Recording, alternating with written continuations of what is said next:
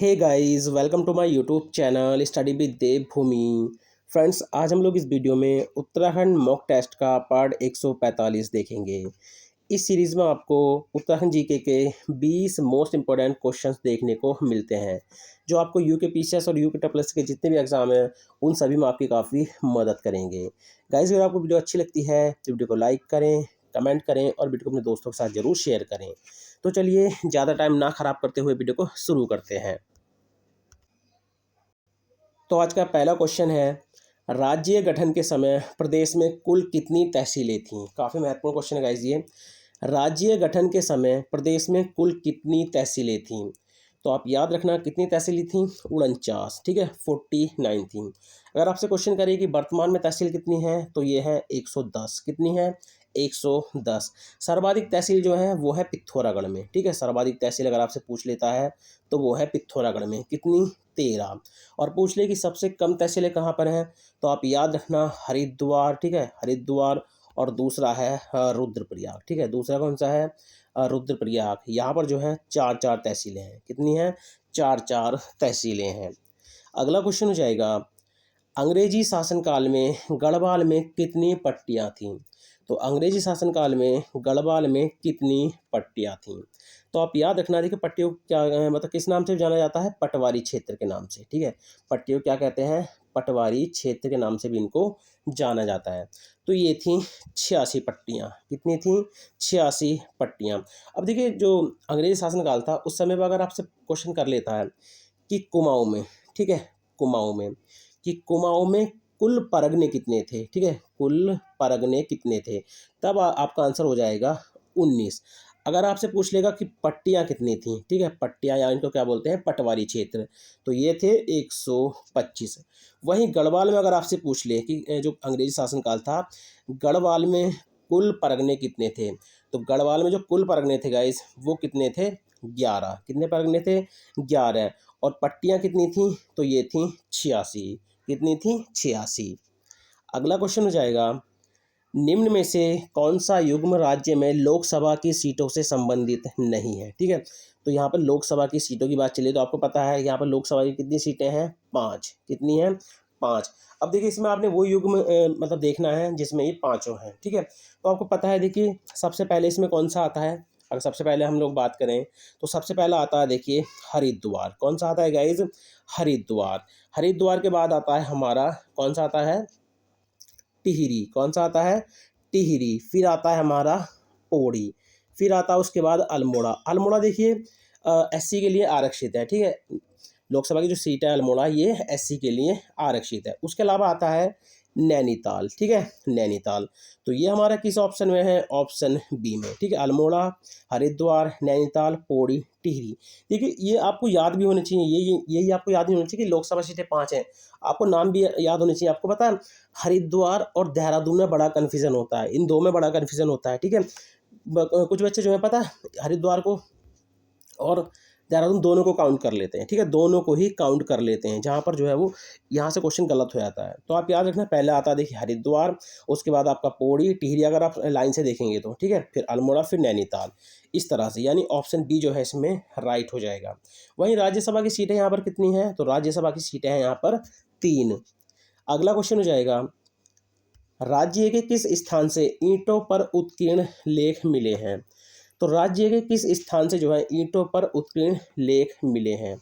तो ये कहाँ से मिले हैं? नैनीताल से। कहाँ से मिले हैं? नैनीताल से। और दूसरी जगह है बाड़वाला, ठीक है, दूसरी जगह है बाड़वाला, जो कहाँ पर है? देहरादून में। कहाँ पर है? देहरादून में। अगर क्वेश्चन कर लेता है कि मूर्ति पीठिका लेख, ठीक है, पीठिका लेख मूर्ति पीठिका लेख जो है ये कहाँ से मिले हैं? तो ये मिले हैं देखिए देवलगढ़ और कौलसारी से, ठीक है, देवलगढ़ और कौलसारी से मिले हैं। वहीं क्वेश्चन कर ले कि त्रिशूल लेख कहाँ से मिले हैं, ठीक है, क्वेश्चन कई बार पूछा भी गया है कि त्रिशूल लेख, ठीक है, त्रिशूल लेख जो है वो कहाँ से मिले हैं? तो त्रिशूल लेख मिले हैं देखिए गोपेश्वर से। कहाँ से मिले हैं? गोपेश्वर से। और मिले हैं बाड़ाहाट से। कहाँ से मिले हैं? बाड़ाहाट से। अगला क्वेश्चन हो जाएगा, निम्नलिखित में से कौन सा किला अल्मोड़ा में स्थित नहीं है? ठीक है, तो इनमें से कौन सा किला है जो अल्मोड़ा में स्थित नहीं है? ठीक है, लाल मंडी किला है, ये अल्मोड़ा में है। ठीक है, ये अल्मोड़ा में है, जिसकी स्थापना किसने की थी? कल्याण चंद ने। ठीक है, कल्याण चंद ने। मल्ला महल किला, ये भी कहाँ पर है? ये भी अल्मोड़ा में है। ये किसने बनवाया था? रुद्रचंद ने। किसने? रुद्रचंद ने। राजबुंगा किला, देखिए राजबुंगा किला जो है ये कहाँ पर है? चंपावत में है गाइस। ठीक है, ये कहाँ पर है? तो ये है चंपावत में। ठीक है, ये चंपावत में है।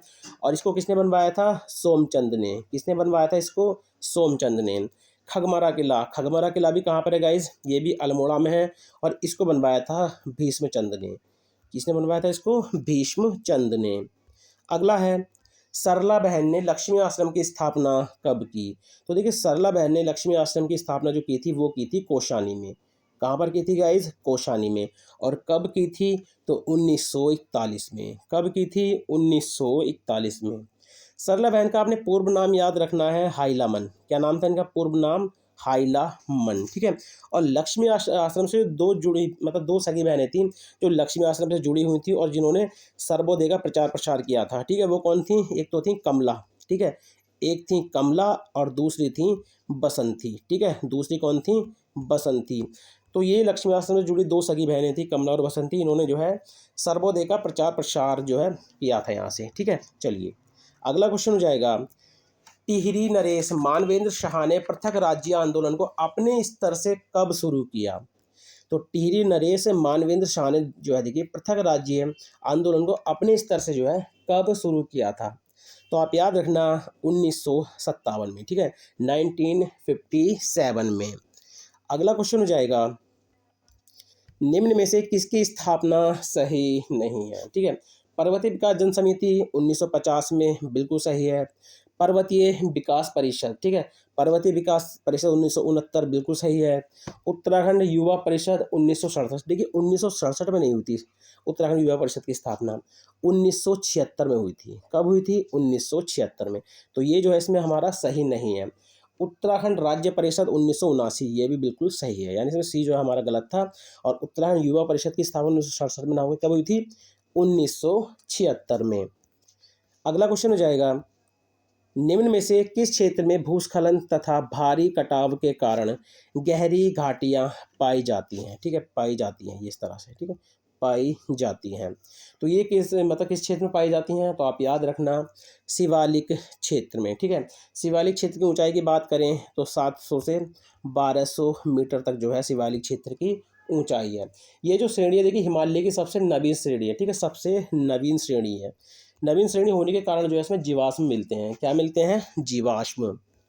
अगला क्वेश्चन है, नंदा घाट पर्वत की ऊंचाई कितनी है? ठीक है, नंदा घाट पर्वत की ऊंचाई कितनी है? आप याद रखना, एक तो नंदा घाट है और एक नंदा कोट है। ठीक है, नंदा कोट है, तो दोनों ही पर्वत जो है वो अलग अलग है। ठीक है, तो नंदा घाट पर्वत जो है कहाँ पर है? चमोली में। कहाँ पर है गाइज? चमोली में। तो नंदा घाट पर्वत जो है चमोली में है, और इसकी ऊंचाई जो है वो कितनी है? 6674 मीटर, यानी ऑप्शन बी जो है इसमें राइट हो जाएगा। और नंदा कोट, वही नंदा कोट की कितनी है? अगर क्वेश्चन कर ले कि नंदा कोट, ठीक है, तो नंदा कोट की कितनी है गाइस? 6861 मीटर। ठीक है, 6861 मीटर। और देखिए 63 नौ जो मीटर है ये किसकी है? नंदा घुंगटी की। किसकी है? नंदा घुंगटी की। वहीं बात करें देखिए 6250, ठीक है, 6250 जो है ये किसकी है? गौरी पर्वत की। किसकी है? गौरी पर्वत की। अगला क्वेश्चन हो जाएगा, किस हाईवे पर उत्तराखंड का पहला सिग्नेचर ब्रिज बनेगा? तो किस हाईवे पर उत्तराखंड का पहला सिग्नेचर ब्रिज बनेगा? तो ये बनेगा देखिए बद्रीनाथ हाईवे पर। किस पर बनेगा? बद्रीनाथ हाईवे पर।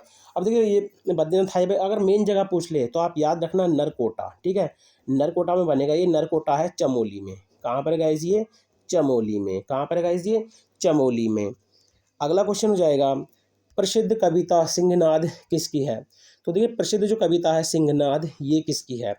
तो ये है गाइज भजन सिंह सिंह की। किसकी है? भजन सिंह सिंह की।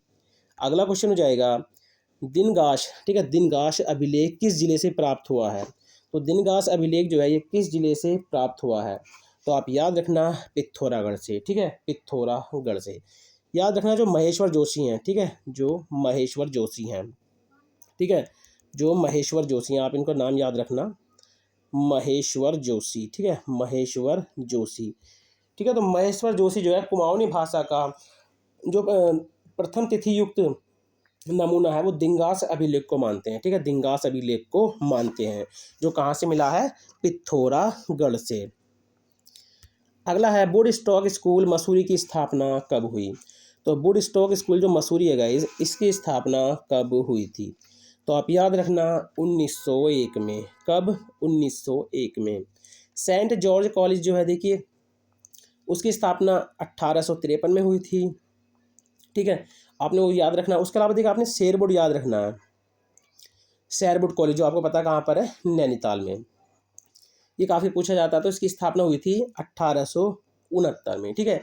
रैमजे कॉलेज, ठीक है, रैमजे कॉलेज कहाँ पर है आपको पता है, अल्मोड़ा में है। कहाँ पर है, अल्मोड़ा में। ये भी काफ़ी पूछा जाता है। तो 1870 में जो है इसकी स्थापना की गई थी। महादेवी कन्या पाठशाला देहरादून वाला वो भी क्वेश्चन पूछा गया तो 1802 में। Saint Joseph academy Dehradun 1934। The Doon college Dehradun वाला 1935, ठीक है। आपको पता है जितने भी कॉलेज हैं ये आपको याद होने चाहिए, क्योंकि इनकी स्थापना और स्थान पूछा जाता है। अगला है रुड़की विश्वविद्यालय को रुड़की विश्वविद्यालय को आईआईटी का दर्जा कब मिला। तो देखिए रुड़की विश्वविद्यालय को जो है आईआईटी का जो दर्जा मिला था, आईआईटी का, वो कब मिला था। तो आप याद रखना सितंबर 2001 में, ठीक है, सितंबर 2001 में। वैसे फुल डेट जो है 21 सितंबर है, ठीक है, 21 सितंबर 2001 में जो है देश को ये आपका याद रखना है। देश का कौन सा नंबर का है, 7वां, ये भी आप याद रखना, ठीक है। देश का 7वां आईआईटी है ये, ठीक है।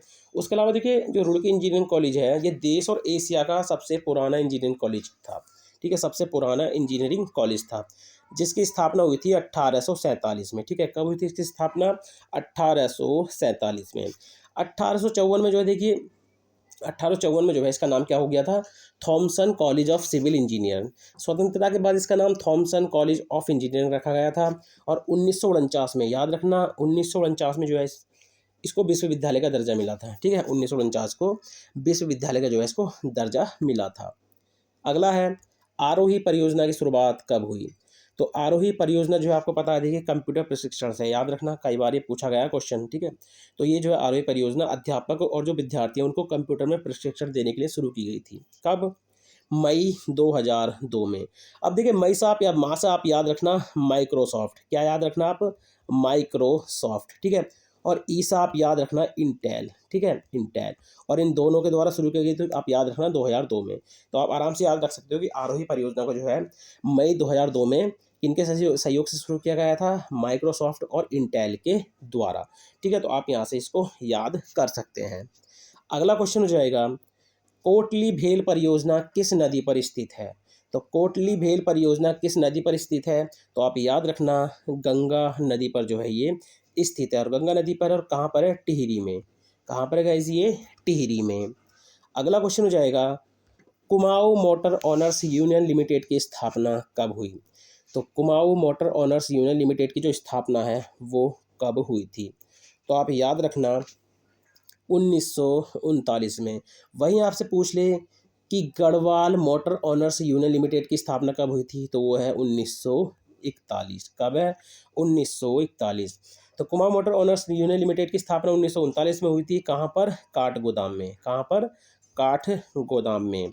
और Garhwal motor honours union limited की स्थापना 1941 में हुई थी। और किस स्थान पर हुई थी गाइज, कोटद्वार पौड़ी में, ठीक है, कोटद्वार पौड़ी में जो है इसकी स्थापना की गई थी। तो दोनों क्वेश्चन आपने याद रखने, काफ़ी महत्वपूर्ण हैं। अगला है राज्य की बोक्सा जनजाति को आदिम जनजाति का दर्जा कब मिला। तो देखिए राज्य की बोक्सा जनजाति को आदिम जनजाति का दर्जा कब मिला। तो आप याद रखना 1981 में।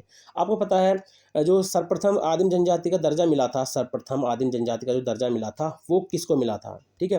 तो वो मिला था राजी जनजाति को। किसको मिला था, सर्वप्रथम राजी जनजाति को, और दूसरी है बोक्सा जनजाति। तो राज्य की मात्र 2 जनजाति को जो है आदिम जनजाति का दर्जा मिला है। एक तो है राजी जनजाति और दूसरी है बोक्सा जनजाति, ठीक है, बोक्सा जनजाति।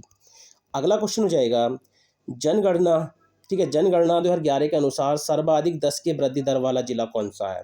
तो जनगणना 2011 के अनुसार सर्वाधिक 10 की वृद्धि दर वाला जो जिला है वो कौन सा है?